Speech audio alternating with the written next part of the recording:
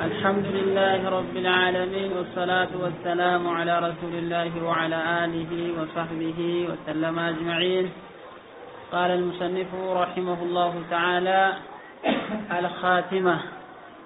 نسأل الله حسنها. جلسي كلا أفريسة جلك بنيرة مصنفين رحمه الله تعالى أسرتي كتاب إساءتنا كيستي الخاتمة جدي نوبريسي كتاب إساء مجرشا وانجلورا أسكيستي مصنفين مال جلالاتا مال نوهي مالاتا وانجلو اسمرا دقينيا. قال رحمه الله: إذا قال قائل قد عرفنا بطلان مذهب أهل التأويل في باب الصفات، ومن المعلوم أن الأشاعرة من أهل التأويل لأكثر الصفات، فكيف يكون مذهبهم باطلا وقد قيل إنهم يمثلون اليوم 95% من المسلمين؟ وكيف يكون باطلا وقدوتهم في ذلك أبو الحسن الأشعري؟ وكيف يكون باطلا وفيهم فلان وفلان من العلماء المعروفين بالنصيحة لله ولكتابه ولرسوله صلى الله عليه وسلم ولأئمة المسلمين وعامتهم؟ فإذا قال قائل جدان يروجده قد عرفنا بطلان مذهب أهل التأويل جد باب صفاتا كيستي مذهب ور تأويلا باطلا كنساء بريرا مذهبني ور تأويلا باطلا كنساء بريرا. ومن المعلوم أن الأشاعرة ور تأويلاتهن أكثر صفاتا أول ثاني بك ماذا صفات تربة ملئ، فكيف يكون مذهبهم باطلا؟ أكملت مذهب ثاني باطلتها، وقد قيل إنهم يمثلون اليوم حرج الرهم مثلوا إبرا سقل تميشا مسلم دودا دوبا قتنيقا إبرا سقل تميشني ورأى شعريوتا ورأى شاعرا كنا أكملت أمة دلكناني مذهب ثاني باطل أمة دلكن حقا رنجرا أكملت جنة يونون جلي دوبا. وكيف يكون باطلا وقدوة في ذلك أبو الحسن الأشعري؟ حكمت دوبا قتنيكا باطلتها نمن جري سداتارنو سنكيسات أبو الحسني ده يونون جل جدان. وكيف يكون باطلا وفيهم فلان وفلان شيبلو علماء بكمان نصيحة كان بكمان بالنصيحة لله ولكتاب للرسول لأئمة المسلمين وعامتهم. جركا إمام النووي فايز وكفكينيات جرفان وكسكزي أكمت باطلتها يونون جدي جدان قلنا نجنا طالب. الجواب عن السؤال الأول.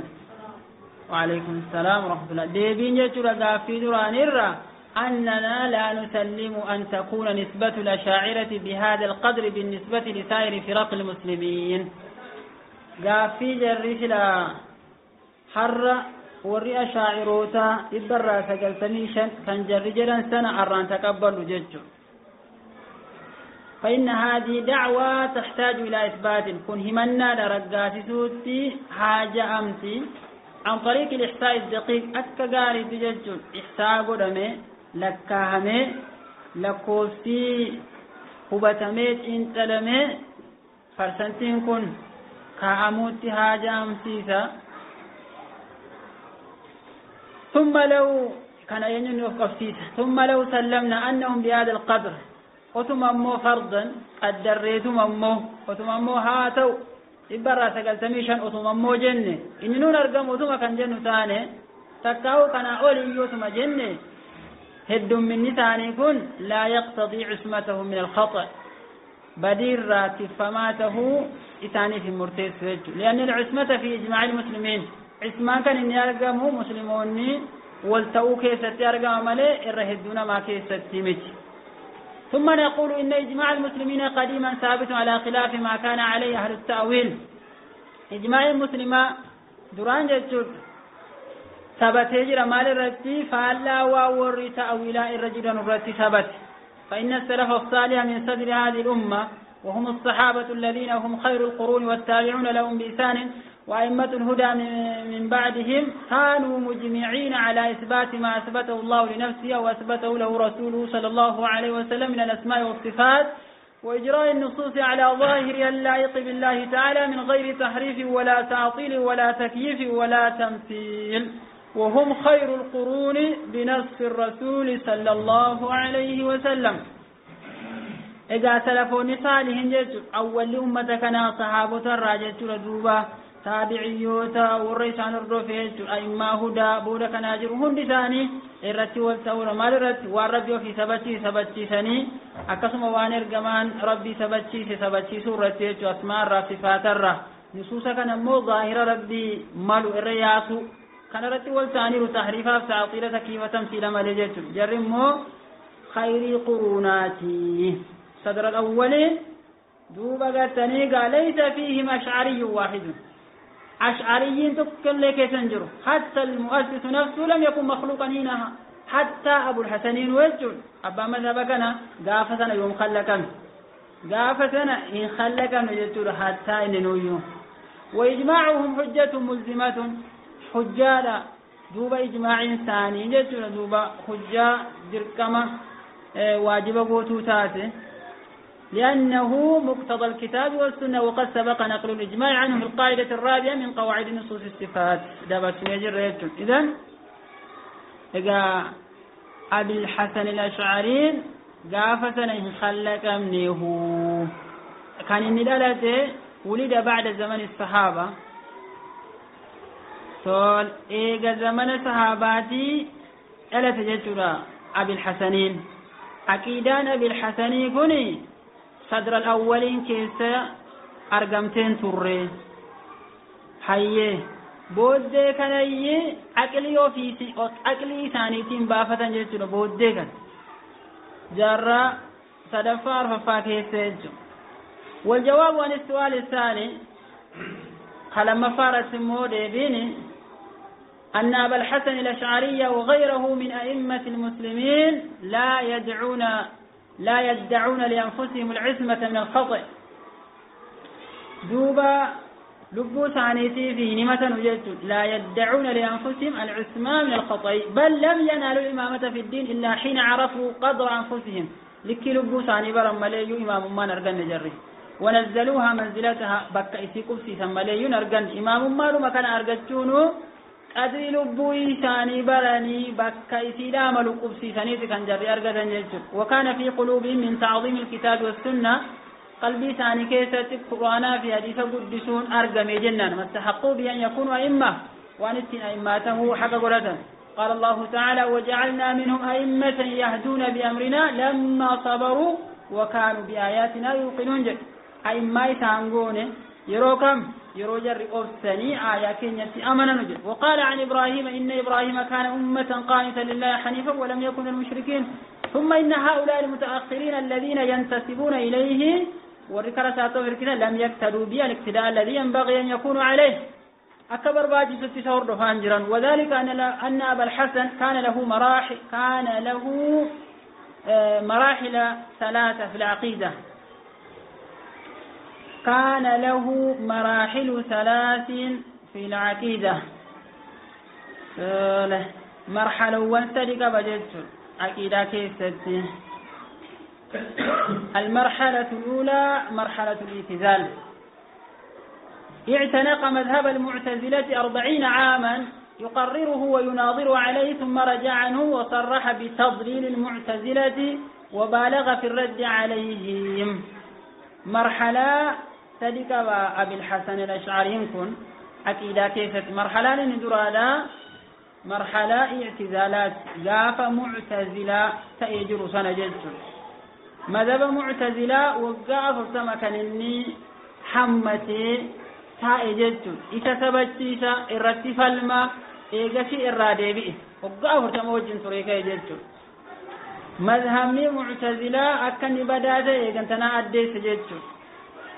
ردي إرتي قولي ردي قوشو كيستو يوبر يتشلكا قولي لكاقه جلت فكان المرحلة الثانية مرحلة بين الاعتزال المحض والسنة المحضة. مرحلة لما فان يدو اعتزال تقول قلوتي في سنة محضة إلى اعتزال تقول قلو الرئيس بهيرة سنة قل قلوتي سنباني يدو قليل جد. سلك فيها طريق أبي محمد عبد الله بن سعيد بن كلاب. قال شيخ الإسلام ابن تيمية والأشعري وأمثاله جد برزخ بين السلف والجهمية جد برزخ جد يدو سلفاتي في جهمية برزخ تري أشعريين في نامني أكتساقون. أخذوا من هؤلاء كلاما صحيحا ورسل فر كلام صحيح فرتني ومن هؤلاء أصولا عقلية جرب معتزل الرئيس مو أصول عقلية فرتني ظنوا أصيس يعني وهي فاسدة على تاجرتون أكثت برزخ كيف تري أشعرتي كأمه قافا مذهب كلابية رسولنا مذهب كلابية رقافة جرسنا معتزلة تأو كيسابه اعتزال كيسابه دوبا كلابياتين جيجو قافة سني دوبا سنة سنسين سنة كل قلوت كان كيسة منجر قافة كبرزقي تريد تريسا. المرحلة الثالثة مرحلة اعتناق مذهب أهل السنة والحديث مو عمر في حمتك تدفع مذهب ابن كلاب كان كتابه مقتديا بالإمام أحمد ابن حنبل رحمه الله كما قرره في كتابه الإبانة عن أصول الديانة أكاتك ثبتيس وهو من آخر كتبه أو آخرها آخر كتب سراج مترشاد مكتابة هذه. قال في مقدمته جاءنا يعني النبي صلى الله عليه وسلم ترجمة ربي تبانيته جاءنا النبي بكتاب عزيز نتلف لا يأتيه الباطل من بين يديه ولا من خلفه تنزيل من حكيم حميد جمع فيه علم الأولين وأكمل به الفرائض والدين فهو صراط الله المستقيم وحبله المتين. كرى ربي كجلاته في ربي جباته من تمسك به نجا ومن خالفه ضل وغوى وفي الجهل تردى ولا من كيستكم قلاته. وحث الله في كتابه على التمسك بسنة رسوله صلى الله عليه وسلم فقال عز وجل وما آتاكم الرسول فخذوه وما نهاكم عنه فانتهوا إلى أن قال فأمرهم بطاعة رسوله صلى الله عليه وسلم كما أمرهم بطاعته ودعاهم إلى التمسك بسنة نبيه صلى الله عليه وسلم كما أمرهم بالعمل بكتابه. كما كتاب إساس هجج ربي هجج كتاب إساس قرآن هجج كما ربي هجج سنة رسولك بجوت اسمه ربي هجج. فنبذ كثير إنقذك هدون ممن غلب شقوته نمو أنقاهن إذا انجفت الرا كتاب ربي كان قتاجر واستحوذ عليه الشيطان إذا انجفت سنن نبي الله صلى الله عليه وسلم وراء ظهورهم اتقاتني وعدلوا إلى أسلاف لهم عبودي ثاني دبن جدون درا دبرا ثاني قلدوهم بدينهم دين ثاني كيستي كان ثاني هدتا جدون رقالا ملت ودانوا بديانتهم أمنتا ثاني يوبغا ثانيقا كديني قردا وأبطلوا سنن رسول الله صلى الله عليه وسلم ورفضوها وأنكروها وجحدوها افتراء منهم على الله رب رتخجب أمه قد ضلوا وما كانوا مهتدين. ثم ذكر رحمه الله تعالى أصولا جدًا أصولا من أصول المبتدعة وأشار إلى بطلانها ثم قال جدًا أصول مبتدعات دبته أمو باطلة كثنتاتي إشارة قول جدًا لغنتنا ديبه أبي الحسنين كن. ثم قال فإن قال قائل جدًا قد أنكرتم قول المعتزلة مرمتني والجهمية والحرورية والرافضة والمرجئة فعرفونا قولكم جدت كيسا نتي بيسساك يونون جده الذي به تقولون وديانتكم التي بها تدينون. قيل له قولنا الذي نقول به وديانتنا التي ندين بها التمسك بكتاب ربنا عز وجل وبسنة نبينا صلى الله عليه وسلم وما روي عن الصحابة والتابعين وأئمة الحديث ونحن بذلك معتصمون. وبما كان يقول وبما كان يقول به أبو عبد الله أحمد بن محمد بن حنبل نضر الله وجهه ورفع درجته وأجزل مثوبته قائلون رب ثوابسات هاي الدم سوفي دوبا وان النجيل سنجننت ولمن خالف قوله مجانبون الرفقان لأنه الإمام الفاضل والرئيس الكامل جلين كثير فاصلة الإمام أحمد ثم أثنى عليه بما أظهر الله على يده من الحق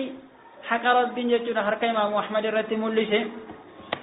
وذكر ثبوت الصفات الدبة بالحسن ومسائل في القدر والشفاعة وبعض السمعيات وقرر ذلك بالأدلة النقلية والعقلية كان تقرر جل مذهب الشرع ديبي كتقاف درارة مذهب إمام أحمد مذهب أهل السنة والجماعات أفدي بي جل قرآن حديثة كبجوت صفات سبجوت أفدي بي والمتأخرون الذين ينتسبون إليه أخذوا بالمرحلة الثانية قبة جل من مراحل عقيدته والتزموا طريق التأويل إلى الزمن في عامة الصفات صفته الدكيست ولم يثبتوا إلا الصفات السبعة صفات ربما لين سبجين وجرين المذكورة في هذا البيت حي عليم قدير والكلام له إرادة وكذلك السمع والبصر صفة قربان كان بيتا سبجي تجرين دوبا حياة جد علمي قدرة كلام إرادة سمعي بصر جرى كان قربان سبجيسو على خلاف بينهم وبين أهل السنة في كيفية إثباتها أكاتا سبجيسو كيستي غراغرمان جراچو وجنين يدو ثاني دي يدو على السنة أهل السنة يرو صفاتك ربي سبجيسانو قرآنة ورتك أجيلتي حديثة ورتك أجيلتي جرمو عقلي كينية ورتك أجيلتي لاني سبجيسان جلسو أكاد واللبي تجريتون أهل السنة يثبتون لأنها ثابتة لله عز وجل بالكتاب والسنة وأما الأشاعرة فأثبتوها عن طريق العقل جلسو عن طريق العقل ولما ذكر شيخ الإسلام ابن تيمية ما قيل في شأن الأشعرية ومرادهم الأشعرية الذين ينفون الصفات الخبرية جلت شيخنا مراد ثاني في إنساني لا دوب أشعرية والصفات نفيان والخبريات صفات خبرية ورنفيان جلت وأما من قال منهم بكتاب الإبانة نمنسان الراجل لأنه أنا تكيز اعتقالته الذي صنفه الأشعري في آخر عمره ولم يظهر مقالة جدا مهم الاسم تناقض ذلك كسنديد فهذا يعد من أهل السنة أما وردفتني أبي موسى كلما اتباها جد تبقى ورى قاف مرحلة لما فاكس إسان نجرسا واني نقاف الدبة والرقبة دي ما جرو تبقى وري لما فاني مو دوبا ورى واني كتابة إبانا كيس تدبة سن ورى دوبا قتنيك وانا كيس جرسا فرتني وان إسديق مو كان إسان الراملتين إن يكون جرقوني على السنة لك عما جيتون جرقا ورد الله ليتون وقال على السنة جيمان وجورقان وقال قبل ذلك وأما الأشعرية جد فعدت هؤلاء جد فهل لا جرقنا جد وقولهم يستلزم التعطيل جد أشعريان جلاجل يقول سكن جد تعطيل سر على الزمن وأنه لا داخل العالم ولا خارجه نكيدين والتقاب والتجرين عالم كيس سنجرو خارج سنجرو على سنجرو كيس سنجرو وكلامه معنى واحد كلام نيسان دنو توكيتش ما دوبا ومعنى آية الكرسي وآية الدين معنى آية الكرسي كان دينيسون كان توراة كان إنجيل واحد توكو مجرا كلام جرى أكثر دوبا رب سبحانه وتعالى كلام نسالا معنى ساتوكيتش يروجلنو أكنا جتشو جرات وهذا معلوم الفساد بالضرورة كنمو بدا تونسادا بكمال ضرورة ما جلتو رقام بربارو جلتو إذا وري أشعريوتا كن لما تبه جلتو دا وريتوكو ورا على السنة جلمو وري كانمو ورا قرتنيكا ورا ججعاتا على كل شيكني أبي الحسنين أخير حياة ساكيسة مذهب على السنة تسديدي رجو وقال تلميذه ابن القيم في النونية واعلم بأن طريقهم عكس الطريق المستقيم لمن له عينان جد واعلم بك جد دوبا بأن طريقهم كران ثاني كران إنيو كران دوبا قتني كورا أشاعروتا كوني كران ثاني كوني عكسي طريقة مستقيميتي كران ثاني فالا كرا ربي دينك أجيلا تأتي لمن له عينان نما إجل مكبوف نما هندتي ملتك وانتي نما إجل مكبوف نما واهبة يربوف إلى أن قال حمجلو أوفي فاعجب لعميان البصائر أبصروا كون المقلد صاحب البرهان ورأوه بالتقليد أولى من سواه بغير ما بصر ولا برهان فاعجب لعميان ناظمين رحمه الله تعالى دينك ميمه جامع كان إججرا جامعة جيتو جامع دوبا قرتني كقلبي عميان البصائر فقرتني كعقل جرا جامعة كان أبصروا كون المقلد صاحب البرهان مقلدين لامي فتان كراني جيتو عميان بصائرة كجامعة أن كان جيتو دوبا ينرغن جرغن ما لرغن مقلدين كن مقلدين جيتو نمتي تجري جلدي ما جرن سنة رقاملي شيكي جرا صاحب برهاناته أرغني إذا هردفوتو الرجالة رجلنين ورأوه بالتقليد أولى تقليدك إذا تقلدوا تجالا من سواه نما إذا مليجر إذا قلدوا تجالا بغير ما بصر ولا برهان رقاتكم ملي بكنستكم ملي أكنا جلن إذا كن حرمان قدار جلجو دوبا أكنا جل شيخني ابن القيم رحمه الله تعالى جرئك كان شيخ جرادا وانت شيخني جرادا جل دوبا إنمتا وعاموا عن الوحيين إذ يفهموا معناهما عجبا لذي الحرمان جل هنجامني قرآنا في حديث الرا وحي لما نرى معنى دوبا قلتنيقا قرآنا في حديثا كيس التجري يروفها من كيس الدين أولون درك مجلا قول شيخ عمون أولهم كن أنقا هنا قدالا نما عجائب في سوانجلو شيخني ابن القيم رحمه الله تعالى كسجن وقال الشيخ محمد أمين الشنقيطي في تفسيره أضواء البيان على تفسير آيات استواء الله تعالى على عرشه التي في سورة الأعراف اعلم أنه غلط في هذا خلق لا يحصى كثرة من المتأخرين كان كيستنا مهدود لغوغوره متأخروا ترى فزعموا أن الظاهر المتبادر السابق إلى الفهم من معنى الاستواء واليد مثلا في الآيات القرآنية هو مشابهة صفة الحوادث صفة حوادثات والجنين والفقات وانجل كانجل جرين صفة حوادثات والجنين استوائي كربي رودبتم يدين كربي رودبتم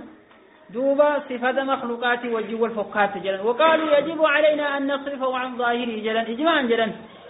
قال جل شيخني ولا يخفى على أدنى عاقل جل أن حقيقة معنى هذا القول أن الله وصف نفسه في كتابه بما ظاهره المتبادر منه السابق إلى الفهم الكفر بالله سبحانه وتعالى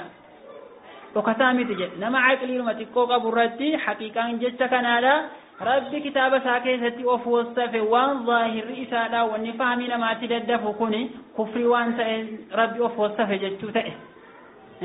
والقول فيه بما لا يليق به عز وجل والنبي صلى الله عليه وسلم الذي قيل له وأنزلنا إليك الذكر لتبين للناس ما نزل إليهم لم يبين حرفا واحدا أكن جتو تأه من ذلك مع إجماع من يعتد به من العلماء على أنه صلى الله عليه وسلم لا يجوز في حقه تأخير البيان عن وقت الحاجة إليه يروح حاجة استحاجة من سنرى بيان آخر حق رسول الله كذا تنقوجة إجماع وأحرى في العقائد أكيدا كيف تسمو إرى حق لا سيما ما ظاهره المتبادر من الكفر والضلال المبين قافة محكمته حتى جاء هؤلاء الجهل من المتأخرين ردفني فزعموا أن الله أطلق على نفسه الوصف بما ظاهر المتبادر منه لا يليق والنبي صلى الله عليه وسلم كتم أن ذلك الظاهر المتبادر كفر وضلال يجب صرف اللفظ عنه كان جلن وجد سبحان الله جدكم بودا كان رفتي جدّ ونربي وفرت دبت ظاهر رسالة دوبا ربين مالو إرجمان ساتمو وان ظاهر رسالة كفي تون ددفو يدويسي كان هو صرفين بكا جد رفتي وكل هذا من تلقاء أنفسهم وفي ثاني سبرا كأنيت من غير اعتماد على كتابنا وسنة سبحانك هذا بهتان عظيم ولا يخفى أن هذا القول من أكبر الضلال ومن أعظم الافتراء على الله عز وجل ورسوله والحق الذي لا يشك فيه أدنى عاقل أن كل وصف وصف الله به نفسه أو وصفه به رسوله صلى الله عليه وسلم فالظاهر المتبادر منه السابق إلى فهم من في قلبه شيء من الإيمان هو التنزيه التام رجل قل ليس وجود عن مشابهة شيء من صفات الحوادث قال شيخ نجر جلتم وهل ينكر عاقل أن السابق إلى الفهم المتبادر لكل عاقل هو منافاة الخالق للمخلوق في ذاته وجميع صفاته كان نمر مجرد نمو عقلي قبو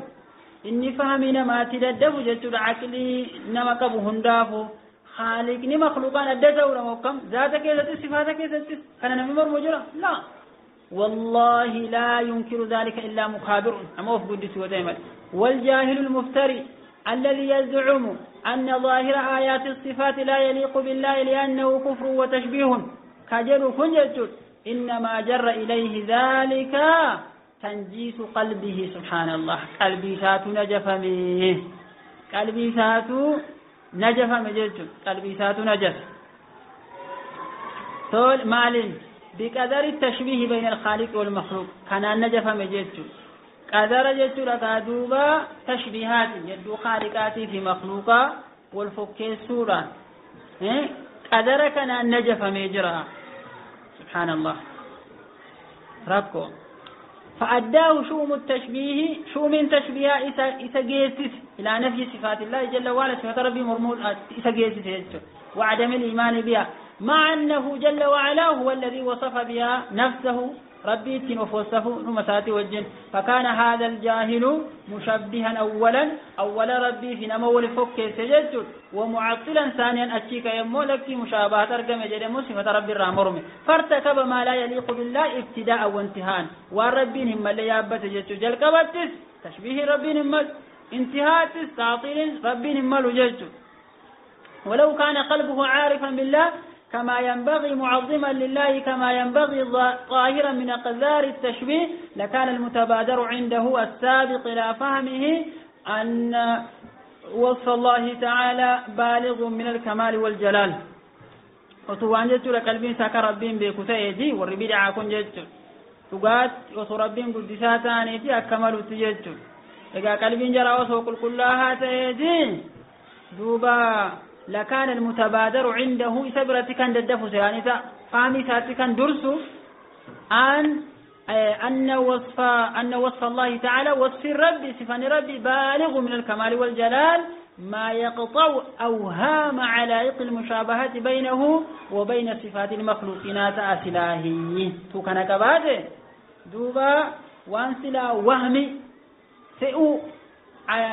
ولتلفهمينسا مشابهة وهي جراته ولتلفهمينسا يبدو خلقيتي في يبدو مخلوقا مشابها وهي ولتلفهمي جراته وهي سلا دوبا تنيرا كان سلا إنما الأبامسي سجلت فيكون قلبه مستعدا للإيمان تأسلا قباها جلت الإيمان لا أمنوا بصفات الكمال والجلال الثابتة لله في القرآن والسنة الصحيحة مع التنزيه التام عن مشابهة صفات الخلق على نحو قوله ليس كمثله شيء وهو السميع البصير انتهى كلامه رحمه الله تعالى حي كلام الشيخ راوتي رجلت كان صاحب أضواء والأشعري أبو الحسن رحمه الله كان في آخر عمره على مذهب أهل السنة والحديث الرتور وهو مذهب الشوه إثبات ما أثبته الله تعالى لنفسه في كتابه وعلى لسان رسوله صلى الله عليه وسلم من غير تحريف ولا تعطيل ولا تكييف ولا تمثيل ومذهب الإنسان ما قاله أخيرا ونمسي أخيرا كيف تدبت إذا صرح بحصر قوله فيه يروئف سيجد جتسا إسا كيف حصر ماته إلا وانتنجر كنو إسا أمجد أجر غافجد مدام نكو إسا كان غافجد كما يلحال في أبي الحسن أكما كنو أبي الحسن كيف تيو حصر مذهب السنة والجماعات جدي دبت كان كما يعلم من كلامي في دبانا كيس تكم بك مجيج دبيني أبي الحسن أشاعران موقع جرمو بيتني كتابني باناكم كان ساعتي متي جلني قال اسمه كان ممرمن لكن كان ساعتي متي تركي فم ملئ سبحان الله. وعلى هذا فتمام تقليده تقليد إسا كيستي إسا هردفو كيستي أكغاري تأنغوتو إسا هردفوني اتباع ما كان عليه أخيرا وانني أخيرتي الرجل سنة هردفو وهو التزام مذهب آل الحديث إذا كان للزمون رجيت والسنة لأنه المذهب الصحيح الواجب الاتباع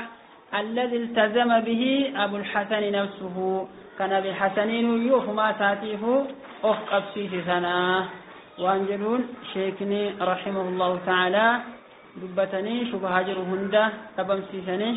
إن شاء الله تليبنا والله تعالى أعلم وصلى الله وسلم على سيدنا محمد وعلى آله وصحبه وسلم.